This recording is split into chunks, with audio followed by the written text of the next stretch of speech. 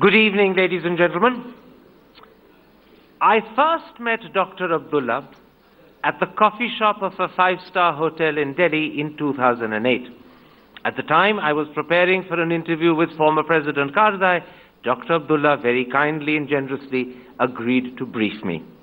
Meet me at the Eros International, he said. They serve excellent cold coffee. Dr. Abdullah was absolutely spot on. The coffee was everything it should be, cold, strong, and not oversweet. But it was the conversation that followed that I was truly grateful for. Dr. Abdullah, like any opponent, began by pointing out Mr. Karzai's weaknesses and failings, but he spent as much time talking about Mr. Karzai's strengths, and he was generous with his praise. However, it was his parting advice that I will never forget, and that proved most useful of all. Watch out for Karzai's smile, he said with a wink in his eye. He uses it a lot, but it isn't always what it seems to suggest it's about to be. There's always a trick behind that smile. I laughed. I said to myself, that's the sort of witty thing Afghan politicians say, and I didn't think too much about it. 3 days later, sitting in the presidential palace in Kabul as I was interviewing then President Karzai, I suddenly realized I was terribly wrong. The tougher the question I asked Mr. Karzai, the bigger, the broader the smile that I got. And as I got tougher and tougher, he smiled more and more. When the interview ended, I went up to him to say goodbye, and Mr. Karzai put his hand on my shoulder and he said, say hi to Abdullah Abdullah when you go back. His imprint was all over your interview and he's briefed you very well. Ladies and gentlemen, I can assure you that this evening you're going to be regaled by the same piercing insight that I benefited from 6 years ago. Dr. Abdullah's understanding of Afghanistan is unparalleled, but it also comes with a lot of wit and humor, which you will enjoy this evening. Ladies and gentlemen, the Chief Executive Officer of Afghanistan, Abdullah Abdullah.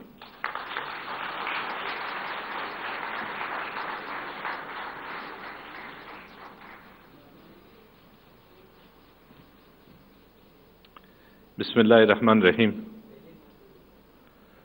Distinguished ladies and gentlemen, Karen, thank you. There was a lot in that conversation that you didn't speak about it today, which I'm happy. I'm not complaining. It's a distinguished honor to be invited in India Today Conclave.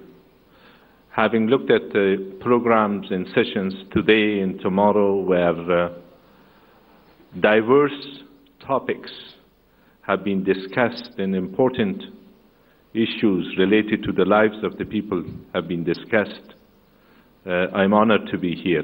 This is my second time in the India Today Conclave. First one was in 2005. I accompanied President Karzai, former President Karzai. A lot has changed in the past few years. Afghanistan,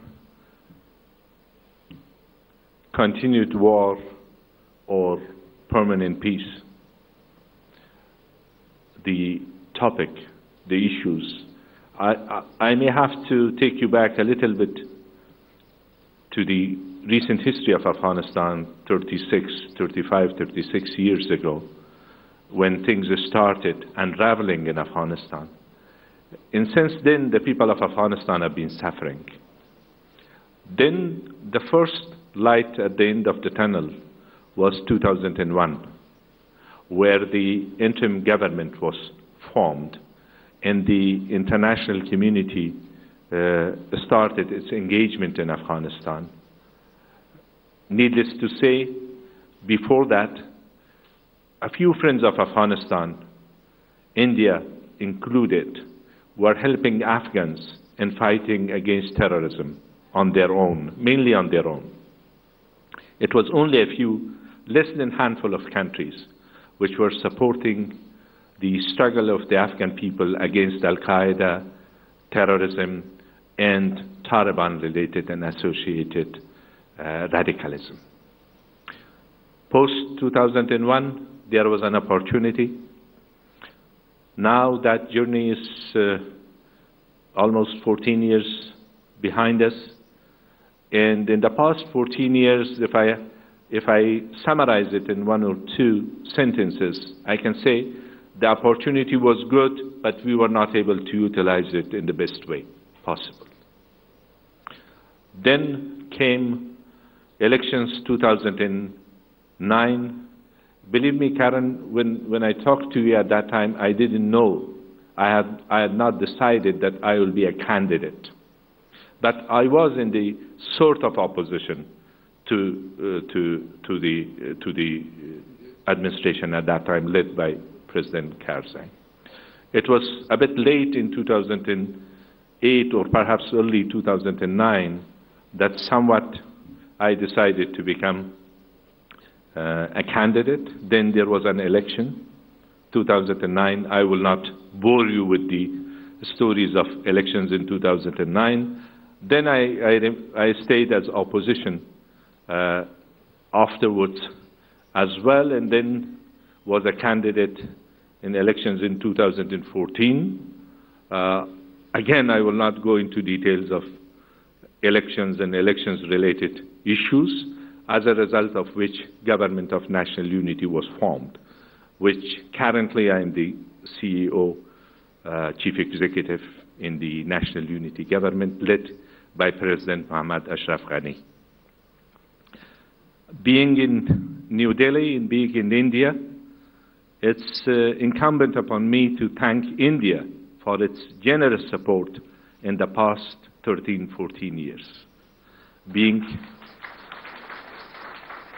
the fifth major donor country, having helped us more than $2 billion in terms of support for the infrastructure, education, health, capacity building, technical assistances, scholarships, in all walks of life.